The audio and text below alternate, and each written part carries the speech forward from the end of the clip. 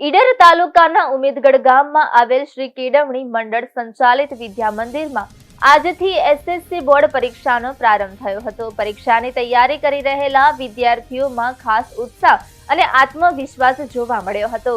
ગુજરાત સરકાર દ્વારા જાહેર કરાયેલા નિયમો અનુસાર શાળામાં તમામ જરૂરી તૈયારીઓ કરવામાં આવી હતી।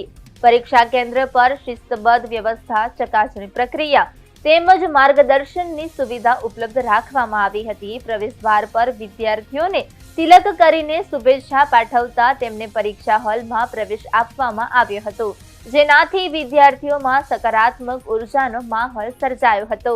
શાળા સંચાલન અને શિક્ષક મંડળ દ્વારા વિદ્યાર્થીઓને નિડર અને આત્મવિશ્વાસપૂર્વક પરીક્ષા આપવા પ્રોત્સાહિત કરવામાં આવ્યા હતા।